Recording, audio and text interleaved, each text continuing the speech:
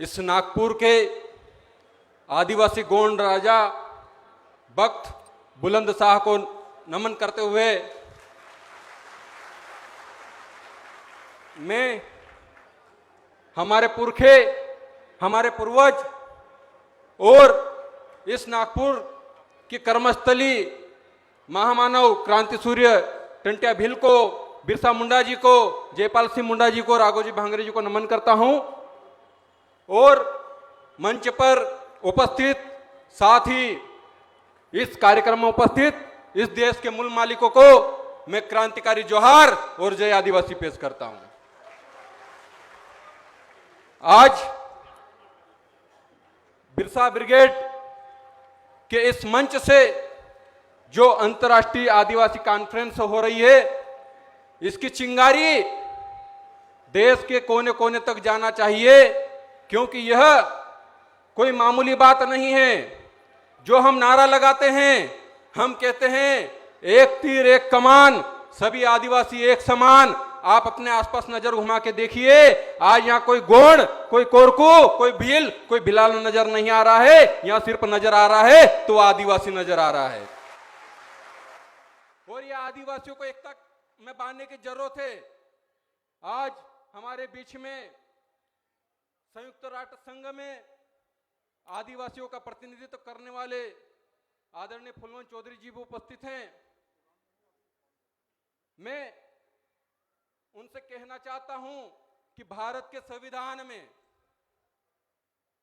जब आदिवासियों के लिए विशेष अधिकार दिए गए हैं, इसके बावजूद भी भारत में आदिवासियों को उनकी जमीनों से खदेड़ा जा रहा है। इस बात की आवाज आप वहां पर उठाइए, क्योंकि आज आजादी के समय आदरणीय हमारे सतीश दादा कहते हैं कि आजादी के समय आदिवासियों के पास इस देश की 67% जमीन थी, लेकिन आज घटकर वह 3% रह गई है और उस 3% जमीन को भी छीनने का काम आज यहां पर किया जा रहा है।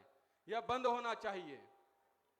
और इस महाराष्ट्र राज्य की सबसे बड़ी खासियत, मैं उस नंदाबाई भील को नमन करता हूं, उसको क्रांतिकारी जोहार कहता हूं, क्योंकि उन्होंने सुप्रीम कोर्ट से 5 जनवरी 2011 सुप्रीम कोर्ट का जजमेंट नंदाबाई भील कैलाश वर्सेस अन्य बना महाराष्ट्र सरकार में एक जजमेंट आया, जिसमें कहा गया कि इस देश में रहने वाला 8% आदिवासी इस देश का मूल मालिक है। वो जजमेंट दिलाने वाली नंदाबाई भील को मैं क्रांतिकारी जोहार कहता हूं।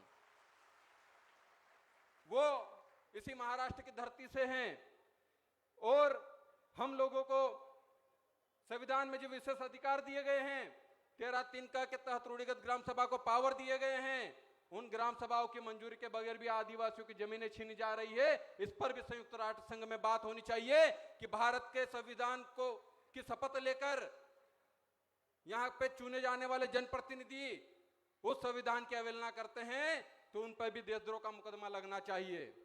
साथ ही साथ सीआरपीसी की धाराओं में आदिवासियों पर जबरन मुकदमे दर्ज कर जेलों में बंद कर दिए गए हैं, उनको भी छुड़ाने का काम करना चाहिए, क्योंकि सीआरपीसी के सेक्शन 5 में लिखा है कि आदिवासियों पर कोई भी सीआरपीसी आईपीसी की धारा लागू नहीं होती, लेकिन इसके बावजूद भी सब भारत में सबसे अधिक संख्या में अगर जेलों में कोई बंद है तो वो निर्दोष आदिवासी है, उनको भी छुड़ाने का काम करना चाहिए। क्योंकि यह मंच हम आदिवासियों के जल जंगल जमीन को बचाने के लिए है, यह मंच आदिवासियों के अस्तित्व को बचाने के लिए है, लेकिन आदिवासियों का अस्तित्व तभी बचेगा जब उसकी जल जंगल जमीन बचेगी। लोग कहते हैं यह देश किसी और का है, तो एक नारा है, मुल्क पर राज है तुम्हारा। इसका मतलब यह नहीं कि यह मुल्क तुम्हारा है। मुल्क पर राज है तुम्हारा, इसका मतलब यह नहीं कि मुल्क तुम्हारा है। कई पीढ़ियां है दफन यहां जहां घर तुम्हारा है। आप लूथल से लेकर राखीगढ़ तक खोद खोद के देख लीजिए, आदिवासी के अवशेष मिलेंगे। हम ऐसे ही आदिवासी इस देश के मूल मालिक नहीं हैं।